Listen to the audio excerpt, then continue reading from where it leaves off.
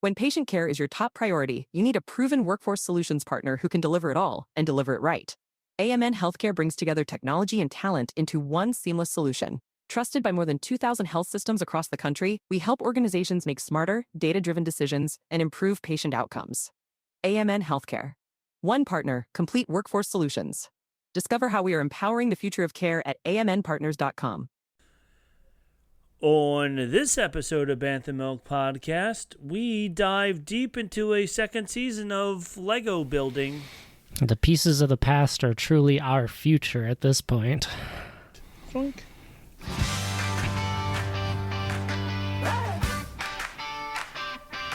It's the Bantha Milk Podcast. Yeah! Pour a glass of that blue milk, we know it's gonna last. With Rob and James behind the controls, discussing Jedi, Sith, and all the plot holes. Every week we're back, can't be denied. Got the hot takes flowing and the canon clarified.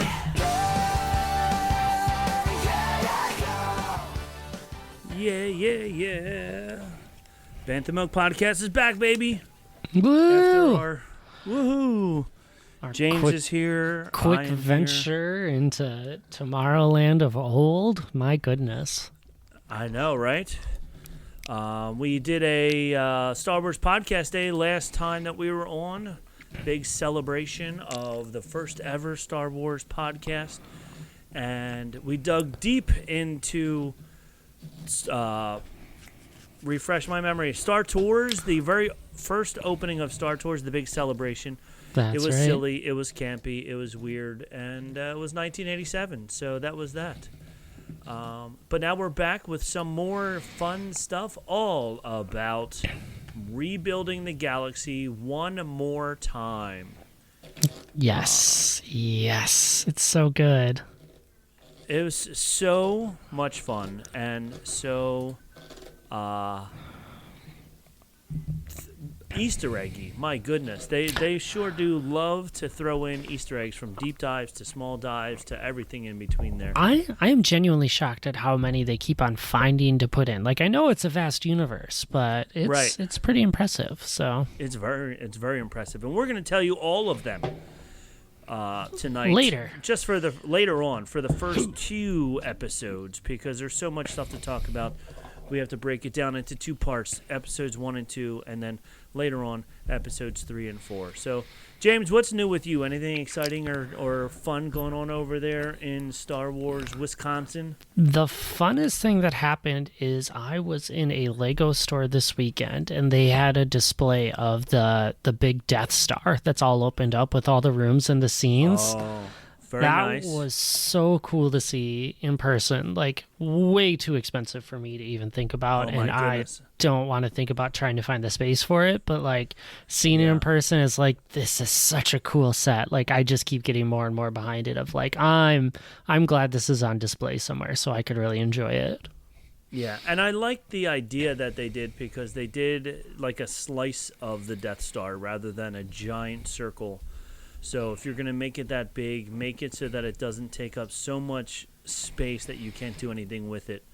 And I also enjoy, speaking of that they do a little fun action scene in what we're going to talk about tonight in that specific Lego set, which is pretty funny. That was such a good thing. Such a good tie-in. Oh, Yeah, so good. So this is fun. For even though it's just Legos and every episode's 26 minutes with probably 5 minutes of credits at the end. So they're short, 15, 20-minute episodes.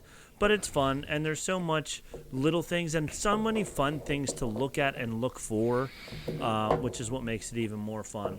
But before we get into that, let's talk about first all the other shows on the network. You got Ears Up, you got Puny Pod, you got Buena Vista Boys, you got Fantasyland Draft League, and the Supreme Resort, and also Fantasyland Draft League. It's brand new, so definitely check it out.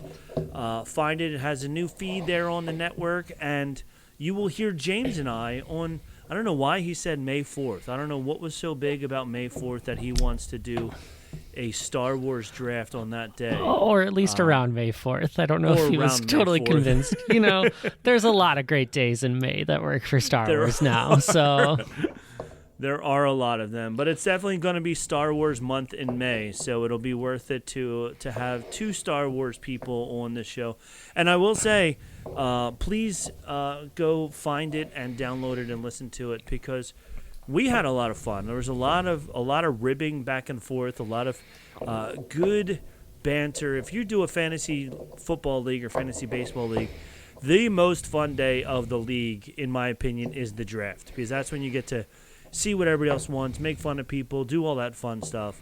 And that's what this show is just a fantasy draft every single time. It goes nowhere. It doesn't matter who you pick or what the topic is, because it doesn't do anything. You don't get points later on down the road. It's just drafting. So it was a lot of fun. James had a great idea for his, so you definitely have to check it out. I went in with no idea. James had a very good idea that he doesn't reveal until the end, which is you have to catch on early if you can, but right, yeah. And now maybe. it's a typical Sixth Sense situation where once you know, spoiler alert, he's dead. Then you can see all of the clues all the way through. You're like, oh my god, I should have picked up on this. And James was the same thing. And once you know. But if you don't know, you're just like, interesting pick. All right, sure, why not? So, yep. Sure, why not? So check that out. Definitely like, subscribe, and all those good things down there.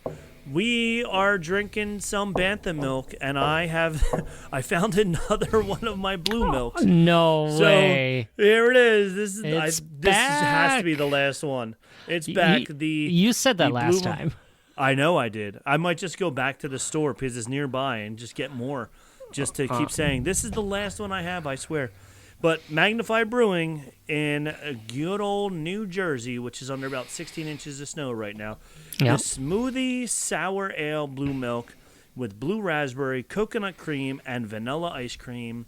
It's delicious. I love it very, very much. I think you should definitely go get it if you can, if you have the resources to go to Magnify, or if you can find it in a store anywhere. But, James, what are you drinking? Well, since you're repping Jersey, I'm still repping Wisconsin. So, center of the state from Stevens Point, from Whole Hogs, I got JP's Casper, a white stout, which is an odd combination, I feel like. I feel like it's kind of that mix of that dark, Pilsner or whatever you had a couple episodes ago. the ale that was so dark, or lager, or whatever it was really, So I have the other side of it. So you sure do. But the problem is you don't never pour it out, so we can't tell how white it is. I know. Yeah, you just drink it right out of the bottle. I'm just gonna glug it a little bit. What could go wrong? What could go wrong? Exactly. All right. Well, this one's up way to under you. Pressure. Here we go. Let's see. Nice. I got a little pop, but no real. Yes, that was a good one. I got a little. All right. you got more of it than I got. All right, and of course the giant reveal of the blue milk, which is the best part of this. So blue. It's so blue. It's so awesome. Still not as creamy as I expect it to be, but I think that's probably a good thing. So yeah, it's chunky with the coconut, but it's definitely not as creamy as it could be. Mm-hmm. But yep, there it is, the good old blue milk. It's almost as like the blue milk that they had. Did you guys have this near you? Hold on. It's like you got that carton back there, right? With the blue stuff. The blue milk. Yeah, I don't remember ever seeing that around here. Drop it in. All right. So True Moo. Oh yeah, we get that occasionally. Yeah, so True Moo had, and it's Star Wars, inspired by Star Wars Galactic Edge blue milk. Pour the power of protein. It was blue-colored vanilla low-fat milk with other natural flavors. And I saw somebody else that did the same thing first, so I'm not taking credit for it. But if this is not full, there's not milk in here. It's not been sitting on my shelf. I'm really glad to hear that. Yeah, somebody else I saw, they spray painted the inside of the bottle blue, so that they would keep it blue forever. So I did the same thing. I spray painted the inside. It's pretty much the same color that it was when I was in here. But yeah, True Moo blue milk. Maybe they'll bring it back for Star Wars for May this year again. The anniversaries was make sense, so... Yeah. That was 2024 that this came out. It's been sitting here ever since. Put that right back there. Yeah. There you go. All right. Cheers, by the way. I didn't even drink mine yet. I'm sure you did. I haven't either. I've been waiting, so... Still tastes like coconut. Oh. This is nice. It's got that kind of like darker stout flavor, but it's still very like light on the top of it. So Very cool. This is a very good win. There you go. I wish we could see how light it was, but whatever. You're going to make me go grab a glass at some point tonight, and I will respect it. So just at the very end, you just got to do the just a long couple of pour drops into your mouth. Yeah. All right. Star Wars news. So I have all of these news articles here. Some of them good, some of them are just blah. Okay. But whatever. In the past 2 weeks, Andor showrunner Tony Gilroy talks Dave Filoni rumors and Disney not wanting him to discuss fascism. Did you hear about this? No. So, previously reported that Dave Filoni disliked Rogue One, a Star Wars prequel. Filoni, who got to start working on the Clone Wars with George Lucas, was a creative driving force behind the Mandalorian. This is, let's see if this keeps going. Here we go. This is from comicbookmovie.com.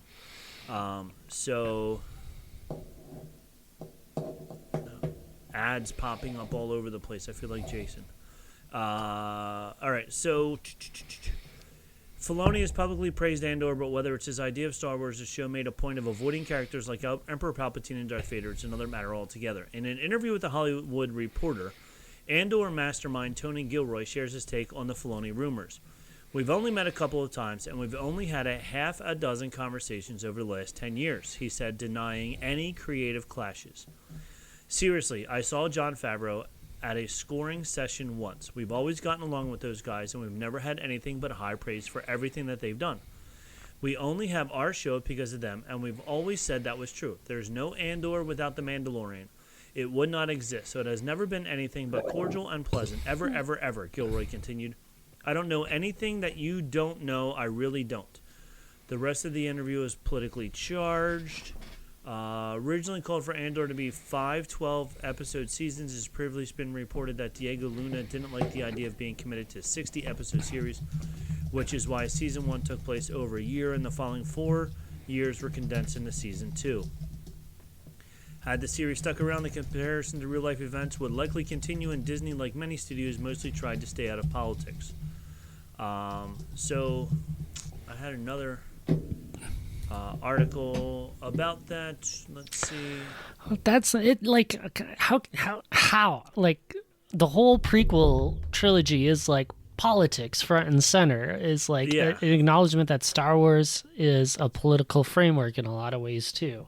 So it's like politics has to be a part of it. Maybe does it have to be a mirror to a lot of the real world? No, but like you're not going to take politics out of this.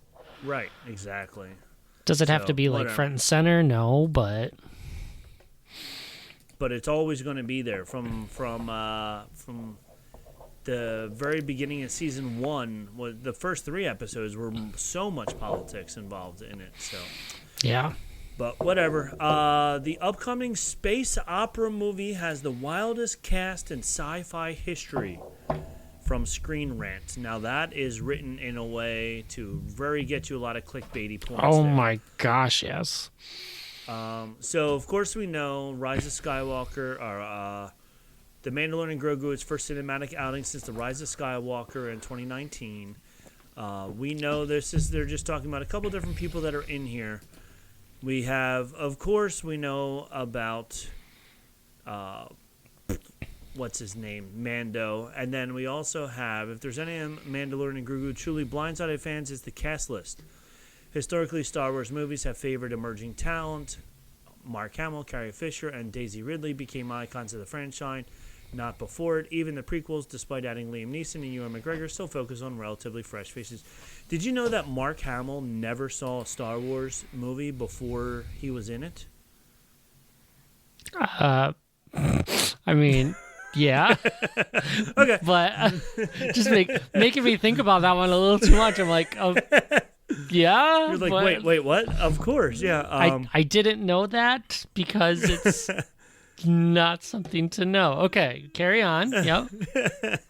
Great. Love it. Joining Pedro Pascal in the Mandalorian movie is Sigourney Weaver, which we've seen her already, which she's a big name. And then after her, they also have Jeremy Allen White, best known for Shameless and The Bear, who is voicing Rada the Hutt, the son of Jabba.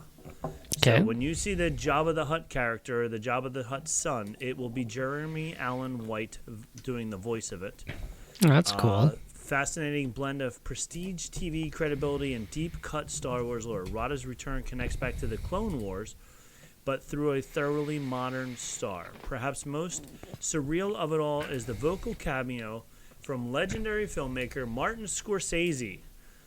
The idea of Scorsese's voice appearing in Star Wars movie would have sounded like fan fiction a decade ago. Now it underscores just how aggressively Lucasfilm is leaning into star apparel. None of this is by accident. It's clear the Mandalorian and Grogu casting is designed to generate conversations far beyond traditional fandom circles. But Scorsese and George Lucas actually started doing films together. Lucas knew Scorsese, or Scorsese knew Lucas, when Lucas was just a student filmmaker. So they go way back. So I'm sure George might have called in a favor, or they said, hey, this would be pretty funny since you guys have known each other forever, if he's in it. So that'll be pretty interesting to see when Scorsese appears in the movie. Yeah, I agree. I'm like, that's such a interesting call out for someone to be like voice actor. Yeah. And then, did you see the new trailer? Oh, did I see the new trailer? Okay, good. I'm glad you did. I'm almost offended. Well, I wasn't talking to you. I was talking to our thousands of fans who are listening at home. That's what I was talking to. Woo. So, yeah. So there's a new trailer out. It has a lot more details in it. Still doesn't really tell us much, but at least it tells us now why we are doing what we are doing. So that's pretty exciting. So I have the trailer, but whatever. 3 things that may have flown casual. The Force Unleashed, Tony Gilroy says he has the liberty to speak about the parallelisms between Andor and U.S. politics. Oh, no, this is different. Never mind. All right. I'm like, that's Tony Gilroy again. Yeah. I thought that he was going to comment on this or whatever. But yeah, so there's a new trailer. Would it finally earn some momentum? Awesome. Will it? Yeah. I think it's a big deal because this trailer has so much action mixed in with it. There are so many things going on. There's so many little like fights or little conflict scenes. Like such a different story from kind of what I was expecting.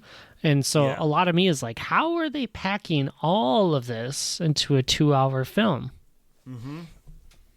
Yeah, because it is a lot. So I think we're also thinking about with a TV series how we can get a lot of detail into all this stuff. I hope it's not too choppy because, like you said, it's only going to be 2 hours. But I hope that they go from scene to scene. They'll probably just go from scene to scene a lot faster than they would in a TV series. But I hope it doesn't get to the point where you're just like, no, spend more time there. What is going on? So the new trailer, this person said, gave me exactly what I needed, but that will be enough to satisfy general audiences. We have Pedro Pascal's face, and we have Martin Scorsese as a voice in the movie. We have the Hutts, and we have Embo, and we have a little knowledge of what the story will be. All together, we can kind of start putting 2 and 2 together. Sigourney Weaver's Colonel Ward sends Din after Rada the Hutt for a reason we don't fully know yet. But the Hutt twins find out about this and send Embo, the bounty hunter from the Clone Wars, after him. Yeah. The part that interests me the most is that Grogu's side of the film. We see him meditating in a very different setting that might be a flashback of sorts, and it's clear that he's not in the title of the movie for promotional purposes only. He has some integral part to play as well, and his arc will be as important as Din's, or so I hope. And we also don't know yet the Shadow Council's plays a role in all of this. Perhaps they are in cahoots with the Hutts. For more on the trailer, you can check out the breakdown. But I did like Din's line when he said he's going to be around a lot longer than I will. He needs to learn how to take care of himself or something like that. It was a great line. All that it does I is just butchered. Yeah, it sits here and makes me think. I'm like, is he going to die in the movie?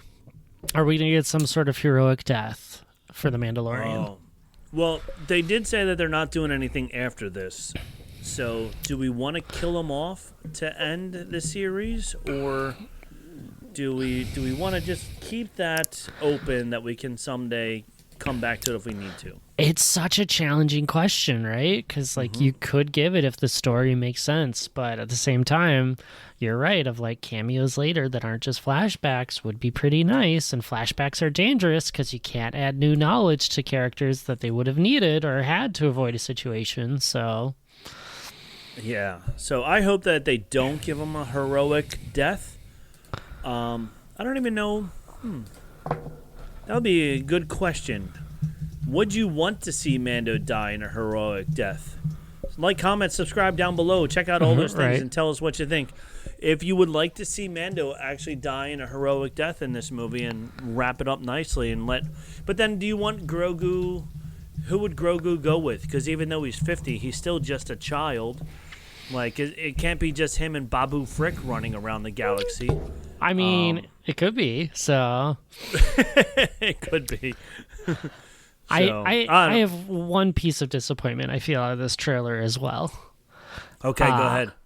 I am sad that there is any sort of nods that they are in a Razor Crest again, or at least that style of ship. Oh, yeah, because it's a new Razor Crest. But in the series, he did ask, was it Amy Poehler's character? Who was...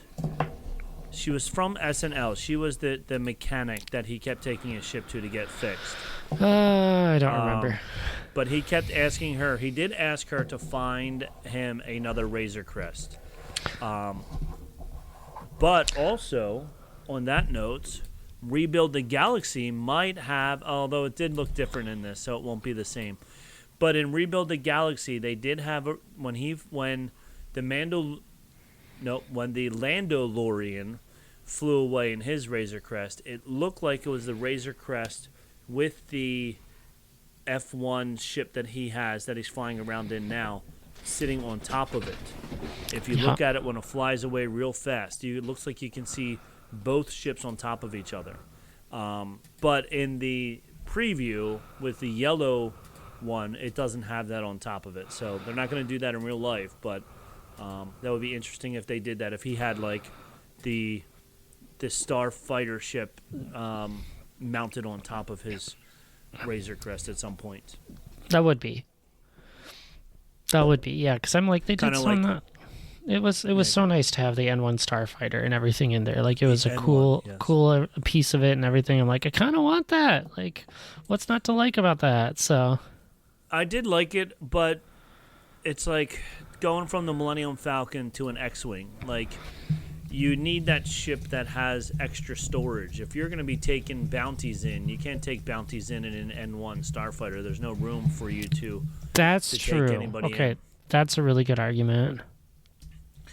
So you need something a little bit bigger. You need an RV type ship to be able to haul in bad guys. So he's going to go back to bounty hunting, and that's why that one's going to show up. Okay. Yes. Okay. I am a little more on board. Still, I wish they would have left that as a surprise. Yes. So maybe he leaves it for Grogu to fly later on in life. He parks it in a storage facility and gives Grogu the keys to the storage facility. That would be really good. So. All right, my next news article. All the peak since this whole episode's about Lego. 16 new Star Wars Legos coming this spring.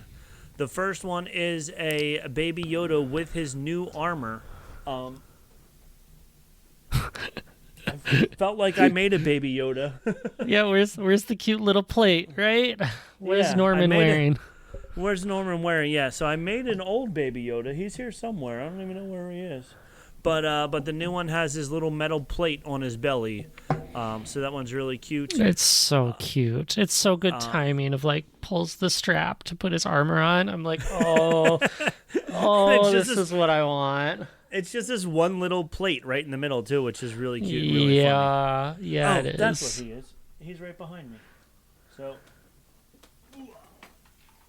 I don't know if it's the same size as this one. I think this one's a little bit smaller than the way Well, the new one looks. Feels about right. But, so yeah, but it could be the same one as this. But yeah, I just need to get that little plate for him. yeah, and you'll be set. And then I'll be set. Yeah, I don't need to buy a whole new Lego set. I can just make a little plate. So that's the first one. That's 1,200 pieces, so that might be a little bit bigger. No big deal. Yeah. No big deal, whatever. Lego Grogu's Homestead. There's a little set. These are all from The Mandalorian and Grogu. A little set, which looks cute. There's a little set of Lego and The Mandalorian Grogu speeder bike. There is the new Lego Razor Crest.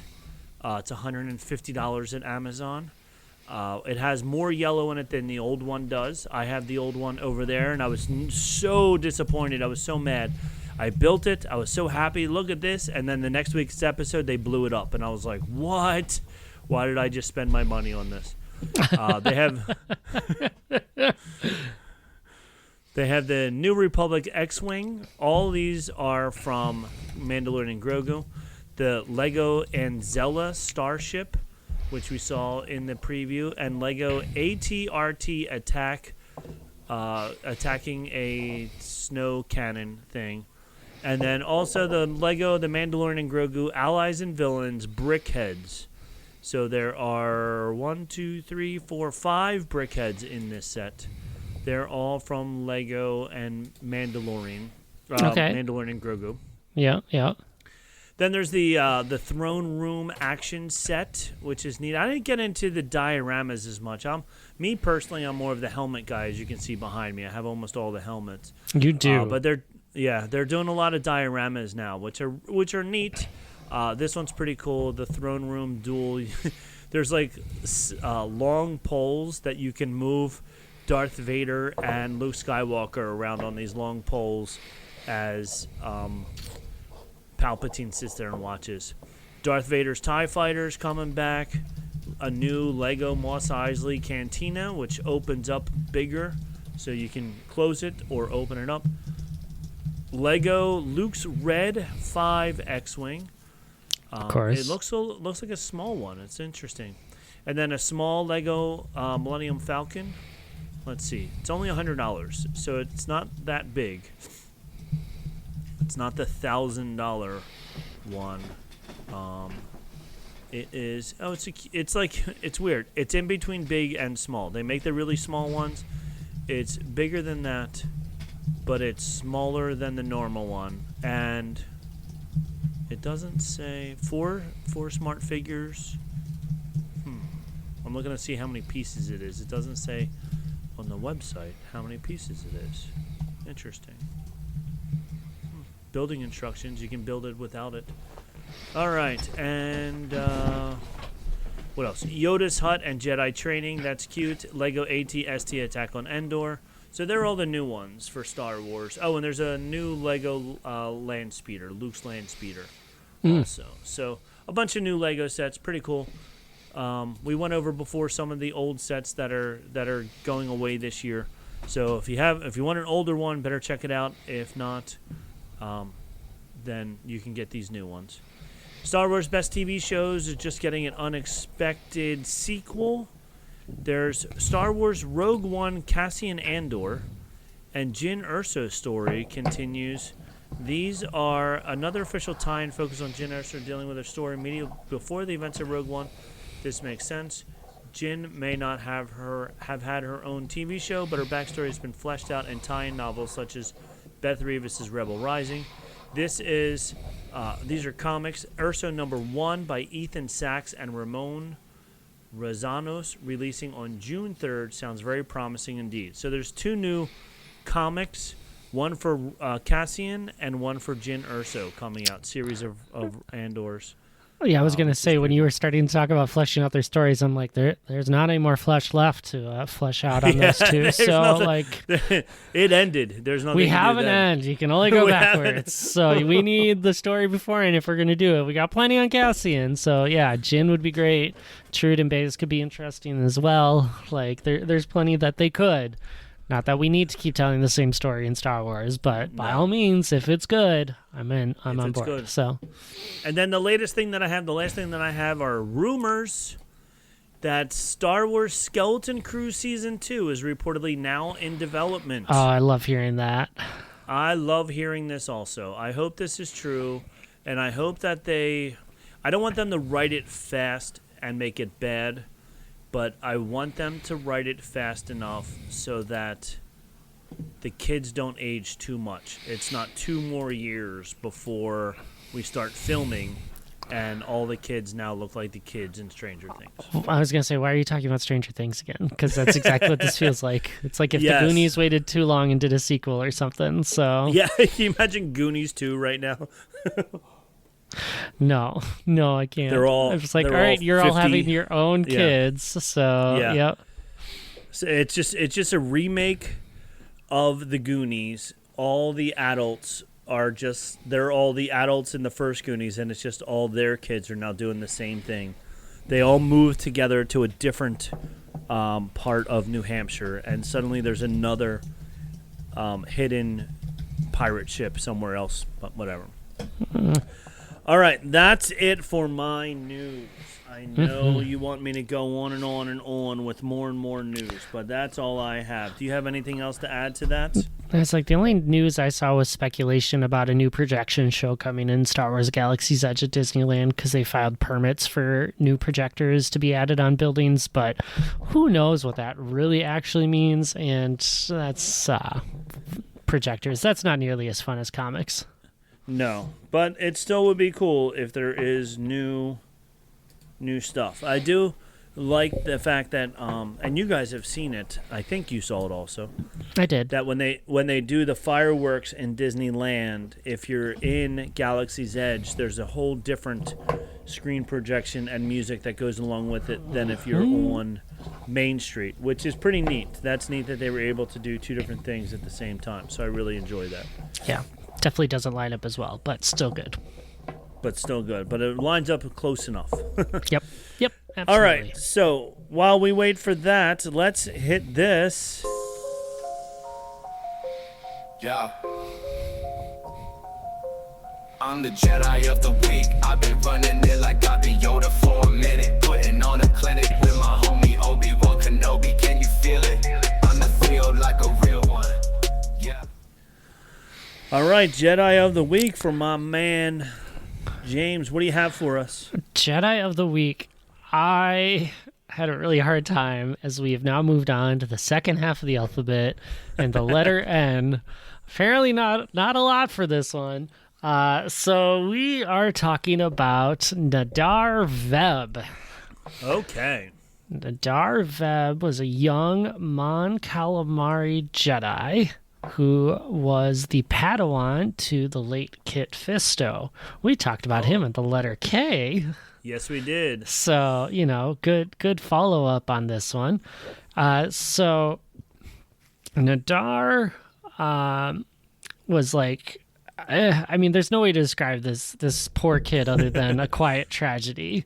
Like, born into wartime, got stuck joining the Republic and leading the commanders, got rushed through everything to get the Jedi Knight rank super early, like just had to keep on moving and moving and moving. So he's not like a peacekeeper because he was always at war. So he's just fighting and fighting and fighting and fighting. And so because of that, like, he's like, we're being like too passive. The old way isn't great. Let's get on it. As Anakin would call it, aggressive negotiations. Wherever he learned that one from, right? Well, yes. So this Jedi's thought was, we need absolute power to defeat the Separatists, and so he went face to face with Grievous in Star Wars: The Clone Wars, Season 1, Episode 10, Lair of Grievous. He got through 3 of the Magna Guards, but Grievous took advantage of his arrogance and. See you later, buddy. Rest well. Hopefully you join the midichlorians and the Force out there. Unfortunate that he became just too aggressive and violent and missing out on opportunities that could have otherwise been. Nice to see diversity amongst the Jedi rank, of course, but not our best representation of the Jedi. Jedi of the Week, Nadar Veb. his time was cut way too short due to his own arrogance. Yep. All right, well, Nadar Veb. Easy Yep. for you to say. There we go. Well, maybe if he was the it's an chosen N. one, he would have lasted longer. So, yeah. Yeah. So, awesome. Well, that's the end of that. And just like Nadar Veb, it's been cut short because so has he. Oh. All right, well, we're going to take a quick commercial break, and then when we come back, we're going to talk all about building with Legos. You know you need fiber for a healthy gut, but do you actually know how to get it? Quaker's been serving up fiber since 1877, with over 100 great-tasting, good source of fiber options to choose from. Whether you like old-fashioned oats, instant oatmeal, granola, or oatmeal squares, Quaker makes it delicious. So good. Get your fiber with Quaker. Shop Quaker's good source of fiber products at a store near you. All right, we're back. We're ready to start building, but we're not going to build the normal way. We're going to rebuild the galaxy. Yeah. Because that's what we do. Pieces of our past are showing up this time. This time it's in our past. So this was interesting because I liked how it wasn't just the same thing all over again. It was definitely different. There's a lot of different things in it, different people. We saw some really, really cool people. There's a lot of deep cuts in this. Yes. Yes, there are. So I'm going to go through with what I have written down for the first 2 episodes and then jump in anytime when you saw something that I didn't see. I will do my best. I have to right. tell you, I watched this for the first time while I was donating platelets. So I'm just sitting in the bed, like, not moving. And I'm like, I can't take notes. I can't do things. I just have to make mental notes as I go through this and remember and remember and remember. So... Well, hopefully, as I talk, it'll bring it all back into your memory, and you'll remember it all.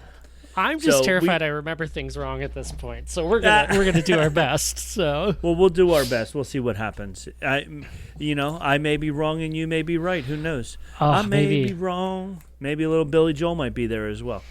So, episode one starts with a new opening crawl, which was a lot of fun, and we had Dev reading it, and then he comes out and he's like, "Oh, I'm gonna stop reading this." And he just starts telling Sig reading it, not Dev. Sig reading it. See, there we go. Sig was reading it. You're right. Messed me up already. We had Sig reading it, and then he is like, "Oh, I'm gonna just tell you the story and whatever." So it was funny how he jumped onto the opening crawl. I was trying to decide if that was like a joke. Like, I played a lot of Lego Star Wars games, and like you could skip cutscenes and things like that. And I'm like, is that kind of like a thing of like, oh, I'm skipping the cutscene I'm not interested in. Let's just move on. Let's move on. It could be. That's a good take on it. It sounds like that would be something that they would do too. And the crawl explained everything from season 1. So if you didn't watch season 1, now you can. You don't have to because you got the crawl there. I think my favorite line out of that as he was introducing it to it was when he talked about the villains were good people, and then Darth Vader's like, you have an abundance of faith or whatever. Your abundance of faith pleases me. I'm like, oh, I love they're flipping it. Yeah, they're totally flipping it around. So it's really good. But then the first scene opens up on Dathomir. Not the Dathomir that you probably know and love, but a jungle version of Dathomir, because of course all the planets are different. And I love the fact that we meet the Day Sisters instead of the Night Sisters. It's so cute. And instead of riding the Purgle, they ride Rancors all around the planet, which was fun. Which also, I mean, I guess it's Star Wars legend, whatever. But like in Star Wars Galaxies, if you went to Dathomir, in Star Wars Galaxies, there were Rancors all over the place, and you had to fight them off, and they were scary and crazy and all that good stuff. So that was a lot of fun. But then this whole sequence is a dream that Sig is having, seeing what truly happens through Dev's eyes. So it's almost just like Last Jedi, where Rey and Kylo were having the same Force communications, because they were, of course, a dyad? Dyad of the Force, that's right. So we now find out that Sig and Dev are also a dyad of the Force. And then Good it brothers. gets into a cool training sequence with Sig and what's the droid's name? It'll come back to me. Servo. Are doing this fun training sequence, which is very similar to Luke and Yoda's training sequence on Dagobah. Feels so familiar. Yeah. They did some jumping and backpacks and all this other stuff. It was interesting. Flipping around. What a time. What a time. So. What a time. And Jedi Master Bob is there. With his new title now, right? With his Master new A-Fol title. and everything, yeah. Yes. It's funny because, as we talked about it last time, he was just this random Jedi that came with the 2002 LEGO Republic gunship from Attack of the Clones. And fans just called him Jedi Bob because it just said Jedi. And now they're using that name. So if you missed the first season, you got it on the second season. There was a U-wing that Cassian flies in this when he's building all these ships. When Sig starts building all the ships for everybody, he builds one that looks like Cassian's ship. And later on, we see Cassian as well. But now that they're the planet that they're training on is actually called Alist, which is a callback to the 2016 LEGO series titled LEGO Star Wars: The Freemaker Adventures. Later on in the first episode, we get Grogu, who they refer to as Baby Yoda in the very beginning, which is funny because, that's what everybody called him until they finally told us his name was Grogu, and everybody was like, what? Huh? That's his name? Huh? That doesn't sound like Yoda or Yaddle. So. No, that's so weird. So instead, we'll call him Norman. And then the Baby Yoda is traveling with none other than good old Billy D. Williams himself, the Landolorian, which we saw at the very end of season 1. I'm still in love with this so much. How he just showed up and it really just kind of had that going on. Ugh. It was so good. It was so good. And he's like, I'm the Landolorian. And, of course, it was Billy D. himself. So he... Which is great because, of course, he shows up and he's like coming to be the bounty hunter, and so he uses his weapons and then throws the sub-thermal detonator. Yes. So that's why everyone gets frozen in carbonite. Which is great because that's what his bomb is called that he lets off in the back of Slave 1. But yeah, which is really cool. And then everybody immediately goes into the Lego carbonite plastic containers, which was really fun. Yeah. And this is what I was talking about. The Mandalorian's Razor Crest in this, when it takes off, it has an N1 starfighter built into it as well. So if you watch when it takes off, it has 4 jets on it. 2 really big ones, which are the Razor Crest ones, and then 2 smaller ones. And then it also has a much longer tail on it that looks like it could have been the other pieces of the N1. I've been told in Lego terms this is what we call a kit bash. Oh, there we go. A kit bash. Learning something new. So then the Mandalorian, the Landolorian,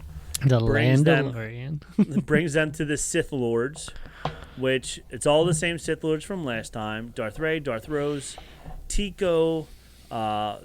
She has a new necklace. I don't know if you saw it, but she has the new necklace that she gave to her sister. Oh, I don't know if I noticed that was different from last time. So yeah, so she's wearing that necklace.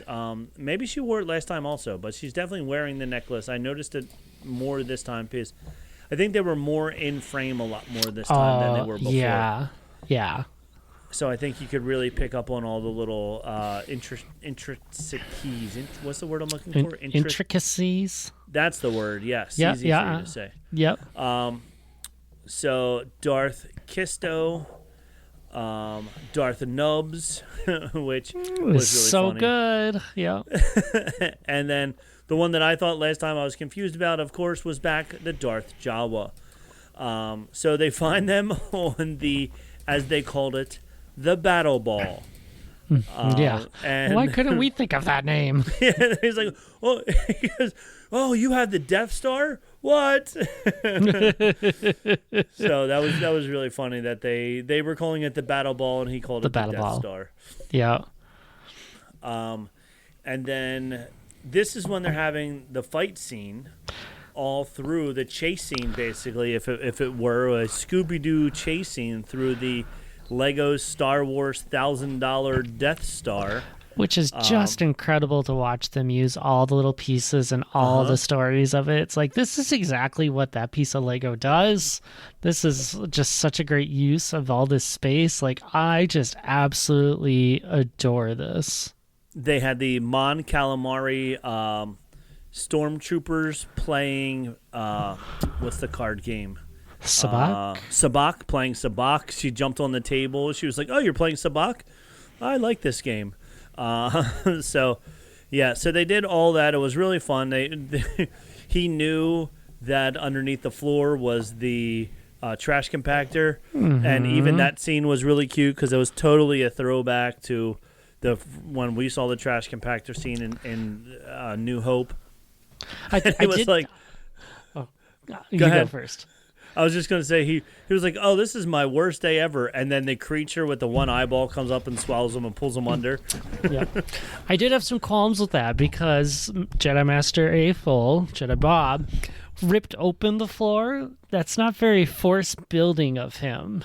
That is not. That's more forced destruction like our good friend Dev is. Yeah. Yeah. So I'm like, But I like what happened, so I get on board with that. So yeah. So it was fun. And then the heroes escape the battle ball, and then Servo's like, wait, because Servo comes in with, and I did love, they did this in this scene, and they also do it in episode 2 as well, where they have, when they do like wide shots of the Millennium Falcon, the black Millennium Falcon flying, they use like the little one that... Yes. So when they do wide shots, they use the little one, and then when they do more close-up shots, they use the bigger, the full-size Dark Millennium Falcon that you could get, which I thought was very cute, very creative the way they did that. I love that that's mixed in. Yes, and Servo comes to save the day. He goes, jump on. And then they're like, get us out of here. And he says, wait, I have one thing I have to do first. And he goes down the trench run and drops the two... what are they called? The proton torpedoes. Down the hole, flies away, and blows up the battle ball, which is really fun. Of course. Yeah, because why not? And then they go to Dathomir to find Dev from Sig's dreams, and here we get the explanation of what this ancient ruin is, and it's could be foreshadowing. As Jedi Bob describes that, it's an ancient place that nobody knows who created it. In Ahsoka Season 1, our heroes find themselves in a completely new galaxy. They talk... okay, so they do... this has a lot of ties possibly with the Purple Rift, where they go to the unknown of what happened in Ahsoka Season 1 when the creatures take them to the other... galaxy. This is very similar the Purgle? to that. Yeah. The Purgle, yeah. I can see that tie-in, so. Yeah, so maybe we'll see more of that in Season 2. Who knows? Yep. But Dev and Sig work together building and destroying this ancient temple. They accidentally open a portal to the Force Hold, which is what we were just talking about. Very similar to what they had in Loki and in the MCU. And yeah. Could even be similar to Stranger Things, where the two galaxies were trying to come together type of thing. Yeah, anytime you just think of a rift that exists inside of a place where you can walk between two little spots, that's exactly what it is. Yep, and that's what they were doing. And that's when we meet Darth Solitus. Is that how you say his name? Solitus. Solitus, yes. Solitus is calling out... I don't think he ever took Darth as a title. I think it's just Master Solitist. I think he just left evil but didn't embrace like the Sith side. So, even more interesting. Good. I didn't even think of that. Yeah. We learned he was calling out to Dev and to Dev's brother to make them Sig, open. yep. Sig to make them open the prison that he was trapped in and let him free. And has the ability to end the endless cycle of good versus evil. I'm trying to think what else then. Because he's going to reset the galaxy into solitude. Yes. Thus his name, Solitus. Solitus. And then we find now that the Sith and the Jedi have to work together to take down the Solitus character. We could see our heroes, Din, Jaren, Boba Fett, Ezra Bridger, Harrison Sedula, and the whole New Republic team up with Grand Admiral Thrawn. What do you think in Season 2 of Ahsoka to all come back? We'll see what happens. Yeah, I don't know if I'll see that one happening, but, I'm willing to sit it out and see what maybe. Yeah. And then that's pretty much the end of Episode 1. I'm trying to think if there's anything else that happened after that. He comes in, and then it's pretty much Episode 2 starts up really soon right after that. So Episode 2 starts up with an old logo, the old Lego Star Wars logo. It's such a good start to it. Such just a good nod. So yeah. And then we have a flashback to what happens between Jedi Bob and Solitus in their universe. And I love that it was in 4x3 also. 4x3! Yes! I'm right with you. It makes me so happy. That's just the silly little things like that. Like, oh, we're going to do a throwback. Let's throw back to when TVs weren't rectangular, when they were more square. Really makes it fit with that 4x3 kind of era. So yeah, and it was even like a little bluey, like it was a little, not bluey as in the character bluey, but like blue hints to it. So it was like washed out a little. They were hanging out. So then they came across the ancient location that Jedi Bob actually had to turn against his master because he saw him going down a dark path, pushing him into the Force hole to be trapped seemingly forever. So we see that flashback, which was a good flashback. And it was even fun, like Jedi Bob looked younger too, which was funny as well. He didn't have his beard or anything like that. He did. Such a nice thing. So yeah. And then we come back to the regular galaxy, and we see K2SO, which is, of course, voiced by Alan Tudyk, which was great that they have so many of, like, Alan was Billy D. Williams, seems Mark like Hamill. Just about anyone they asked to come back who had done voice work for things just came back to do it. So yeah. So it was really fun. In this series, he's still evil because he wasn't reprogrammed to be a good guy. And now we learn that Solus's ship is called the Oblivion Runner, a reference to the Blockade Runner, which is what sort of half of the ship was, and the other half is a Lucky Hole class starship, the same ship that was taken down by young Anakin Skywalker in The Phantom Menace. Solus also described his grab for power as a new Dark Age, which is a reference to the Old Republic, which was the old Dark Age, which is considered the Dark Age. So he said this is going to be a new Dark Age. Yeah. And then it just cuts to Darth Maul and Queel. They were standing on the snow planet, and he's just like, he's like, you know what's great about this planet? Every day is a snow day. And we had a snow day today, so it was wonderful. So I'm with you on that one. Just like meant to be. I love that he started singing the whole like Duel of Fate song and everything. Like, and he's so jumpy. He's all over the place. I know. It's just so dang good with that one. It's, oh man, what's not to love? And then of course Quill is like, I have spoken. You should not have spoken. And it's like, oh, just beautiful lines fitting just in so with all beautiful. of it. So. And it's also fun seeing Darth Maul in all white and just his black and red face. It was such a juxtaposition to his outfit that he was wearing. Yep. I thought it was pretty fun. So good. So, Bespin and Hoth are the two combinations that has forced. And then Maul gets sucked into the Force hole. There's a hole, and he just gets sucked up and into it. And then as he gets sucked up into it, we see Sig and Dev wake up because they were sucked into it at the very end of Episode 1. Yeah. And this is when we get a really deep cut. I didn't know about this. I didn't know who this person was, but he even said, "You don't know me? I'm a deep cut." A real deep cut. Yep. A real deep cut. Jackson the Bunny.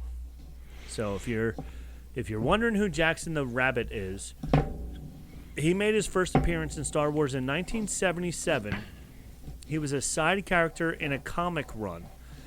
But as Star Wars fans do with Jedi Bob and characters like Jackson, over the last 48 years, he has gained a legendary love in Star Wars fandom. I did not know who he was. Did you know who he was? I did not know this one, so... But I have loved learning about him, especially, like, catchphrase, like, "Holy Hutch." Yeah. Like, So- that's a great line I'd love to just kind of mix in and have going with me throughout all of this one, so... Yeah, so he was fun, and now that I know who, as soon as he popped on, I was like, "There's no way that they would just make up a rabbit character for no reason." Oh, no. So I was like, "Okay." So he came from a 1977 comic, and he was voiced by Ben Schwartz as well, which is pretty funny because he's a funny guy. Yeah, which fits so well because, again, one of my favorite lines from this episode was this moment of like, "Yes, you like the carrot and the stick to get things done. I'm all about the stick."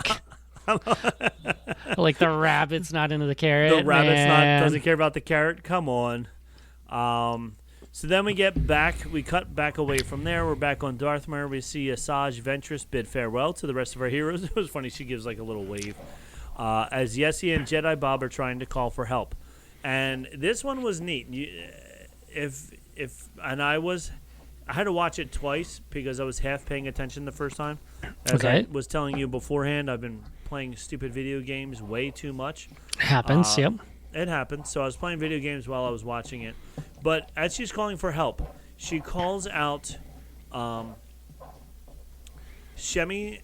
As she mentions Wad, who is the owner of Luke Skywalker. Oh, Watto. She mentions Watto. She calls Watto for help. She calls to Hux for help. And she calls to Mara for help in reference to Mara Jade. Has to be. It has to be. I think anybody who has read the books that Mara Jade is in want to see Mara Jade in a real Star Wars movie, TV show, anything. Yep. See her in canon because she seems like such an awesome character. And There are so many characters that are in that line of like we want to see that character. It's like Mara, it's Starkiller, it's Revan. Like those legends that just haven't been able to cross over yet or they're waiting for the right moment. It's like, come on. Yeah, so much so. Like I hope we finally get some of those people to and maybe now with their new management and new ownership, maybe we'll do that. We might. So back to the Force Hold, we get introduced to a giant Chewbacca.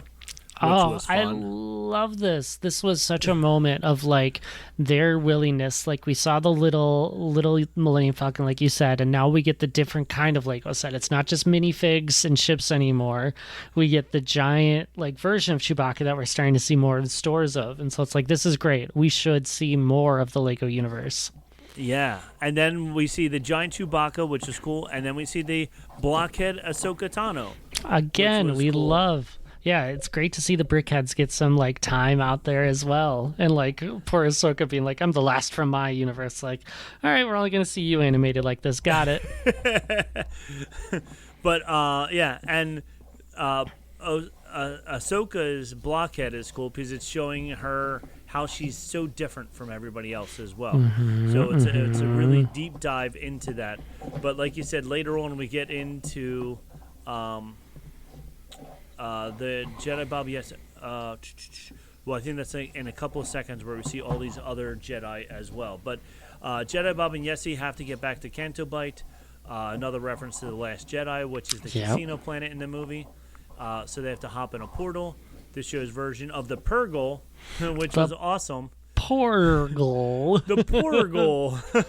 Yeah. So there were Purgles with porg faces, which was awesome. I think that's the only way I actually like a porg. But anyway. Oh, that's funny. They looked like I've seen porg Lego sets that look like that. And so I'm like, this is very much that tie-in. So yeah, which was awesome. But then in the farce, here we go. This is when we get introduced to the rest of Ahsoka's village after she talks about how she's different and all that stuff. But we see your favorite. You didn't, I don't think you didn't draft him. Somebody did draft him, though. Cal Kestis shows up in it. And this is when he says, I'm the last surviving Jedi until the game is over or something like that, which is great. Just such a good line. So yes. So that's a great line. We see him. We see Ben Solo is hanging out back there. He has a little scratch on his face, which is, the Grand Inquisitor. We see Bib Fortuna. A couple others out there as well. And then Salacious Crumb is in there. Yeah. He even makes reference to Salacious Crumb, and he says, I'm not going to bow down to him or something like that. Not like a Kowakian monkey. So yeah. And then Salacious Crumb, you see him hop right off there. hop off the set, which is pretty funny. It's so sad. So then force all to see if there's a way out or just get some answers. And then this is when we learn Servo's new storyline for episode 2, and even through the rest of it. He's now trying to learn all the emotions that humans and that everybody else has that robots don't. And he falls in love with the Empire droid, the Viper droid named Viper. Yeah. So the probe droid, as someone call it. The probe droid. We're putting a Wally plot in here, but they can both talk, so... Oh, it was so cute. He's like, I think I'm in love. Yep, that's exactly how it works, so... And she was great. She's, carrying him around when they're flying through stuff. Yeah, she's, carrying him around and everything. So it was pretty funny. Just another great moment, too, when it's like, Servo, you should wait on the outside. Yeah. And he's like, no, what if you need me? Well, what if we need you to save us again? You and the Viper, wait. Oh, yeah, I'm perfect for that. I'm perfect for that. And what did he say? He said team droids on the outside or something like that. Something ridiculous. So the Viper just goes, no, absolutely not. No, we're not saying that. And then I like... I forget who was. It might have been Ahsoka was saying we have to go in nice and quiet and try and sneak in. And Dev goes, or we could go in loud and just break the wall. Yeah, not a stealth mission anymore. No, not a stealth mission. So then they discover that they're all the Sith and Jedi artifacts that gave Solace all the power he needed to get out of this place. We even get to see a Sith holocron, which is it's really cool. It looks just like the holocron over my shoulder, with Sith Kai Mundi, which I think is your favorite Jedi Master, Kai Mundi. Nah, it's not necessarily Kiadi Mundi. That might just be some other random Sarian. So he taught Solidus how to turn the galaxy. He didn't talk about the droid attack on the Wookiees, so I don't know if he knows about this. So,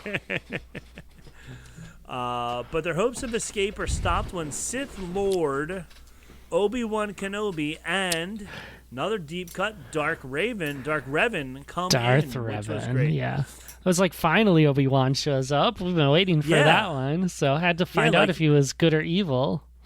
I thought for sure there was no way they would turn Obi-Wan Kenobi bad, but yet they did. So, very disappointed in that because Obi-Wan Kenobi's a good guy, always a good guy. And it's funny because even in this, he's doubtful, where normally he's the most optimistic character of all time. Yeah, absolutely. And Darth Revan holds true as the quiet type. So yes, he doesn't talk at all. He doesn't talk at all. So then everything looks bleak. All of the Jedi are getting beat down by Obi-Wan and Revan. And then the same thing that happened when they first met the giant Chewbacca is the Jurassic Park vibrations happen. And that's when not Dev, but his brother was like, I think we'll be okay. Sig will be like, I think we'll be okay. And then giant Chewbacca busts through the wall, and behind him is our hero, Servo. And then Viper's like, they became friends. Taking a look at this primitive lump of circuitry. Oh my gosh, so rude. Oh, so funny. So then they break the heroes out of the jam that they're in, and then we get back to the regular galaxy. We see Solstice at Canto Bight, where all the Jedi are. Jedi Bob and Sally are driving the Dark Falcon, and this is another scene where we saw the small Falcon and the large Falcon. Yep. And then here you have pretty much all the villains in Star Wars as Jedi. Jedi Count Dooku, Jedi Cad Bane, Jedi Palpatine, Jedi Darth Vader, Jedi Jabba the Hutt, Jedi Jannah, who's not a bad guy, but she is from the sequel trilogy in The Rise of Skywalker. Yeah. So they promoted her up to Jedi. And then there's this huge fight sequence, which was a lot of fun. It was good. Everybody's trying to fight Solstice, and finally he's just like, all of you go away, and he just banishes everybody to the nowhere, and all that's left is Palpatine. He does his famous spinning move, and he scratches him just a little bit on his face, and then he too is sent away. Thanks to Solstice's super cool weapons, the nunchuck lightsabers. Come on. He's holding them kind of like Ahsoka does sometimes, where he holds them both sideways. He holds them both out. He throws them both down to capture Palpatine. He is 100% what I, as a kid, would have made as Legos in that moment of some sort of villain, and I adore it so much. It was so good. So then at the end, all the Skywalkers are there, and Greedo, which is funny because Greedo and Leia are like an item because he shot first or something. I forget how that happened. He shot his shot first, and now he proposed. Oh, I love it. Yeah, so dang good. And then Jedi Bob starts to build something to try and get them up to the Dark Falcon. And as he's doing that, Solstice to start pulling them down. And then Greedo mumbles something to the Skywalkers, to the rest of the Skywalkers. And they go, no. And he jumps down onto Solstice like he's going to somehow do something against him, which he, of course, uses the Force, stops him, and throws him to the side. But he does distract them enough that they're able to get back to the Falcon. And then we see they fly away. And then Sig and Dev are fighting together to fight Obi-Wan and Solstice, or to fight Obi-Wan. Obi-Wan said Solstice is when he's like trapped underneath the board. He says Solstice is omnipotent and all is hopeless, which is funny because as the rest of the good guys escape into the void, and then Sig says, always a new hope when you need one. And, of course, that's in reference to A New Hope, the Star Wars Episode 4. Yep. So, very good. And that's how the second episode ends. Episode 3 and 4 were good, but we're going to wait till next time to talk about them because we're already over an hour into this. So, we're not going to continue. Yeah, but I adore a lot as we keep on watching and talking about these of like how predictable but not predictable a lot of this is. Like you can guess sometimes when the line is coming or what it's going to be and how they're going to tie something Star Wars in, but sometimes they're just clever enough that I don't feel like I notice it, and I'm just like, I'm here for this. This is fantastic. Yeah, like I would love to be in the writing room when they're just like, okay, we have these lines. We need to throw these lines in somewhere. Or, ooh, what if we did this? Or what if we did that? And they have all these different ideas and stuff and they are able to piece it all together because it's a really good job. And it's very, not punny per se, but very creative in their twisting of things and twisting of facts and everything like that. And of course, it's the only way that you can do it is in Lego, I think, because it's the best way to have Darth Vader go from wearing an all black suit to an all white suit, or even General Grievous with his white outfit instead of his gray and brown and ugly outfit. So it's a lot of fun. It's cute. I really enjoy it. I think it's fun. And like you said, you played the Lego games. I played the Lego games before, so it is fun. Because this is what you wish you could have done with the Lego games, where you could build what did you call the mashing of the sets? A kit bash. Yep. Kit bash. Yeah, like I wish you could kit bash in the Lego games. That would be a lot of fun. It would be. So. Yeah. All right. I've got 3 Easter eggs that I missed out on talking about as we kind of went through it. Okay, tell me. So, 1, you may have noticed that Sig has an orange lightsaber. Apparently, his voice actor asked for him to have an orange lightsaber. And that's so cool. I think it's Gaten, if he asks for an orange lightsaber, gets an orange lightsaber. So, not just Samuel L. Jackson getting that one. So, I liked that. They mentioned Solitus's first name is Pab, P-A-B, which is said to be an abbreviation for pick a brick. Oh, which is okay. another part of the Star Wars universe, or the Lego universe, to the Lego universe, yes. kind of get those. And the other one, I haven't listened close enough or know if it's true, but someone on the internet has said that they transposed the Night Sisters theme from a minor key to a major key to make it sound like heroic and positive. I need to go and listen again on that one, but I made a note because I'm like, that's a pretty cool thing, but I don't know if I'm musically inclined enough to say like, oh, I noticed this one, and that's for sure a thing. But I'm ready to go double check. Yeah, I'll have to ask my music friends at school tomorrow if that is the case. Also, when Grogu showed up, they were playing like the Mandalorian theme music as well. They should. As he showed up. Yeah, which is really cool. So, so there's another one that we missed out on. Yeah. But that's awesome. So, yeah, if you guys know any other Easter eggs that we missed out on in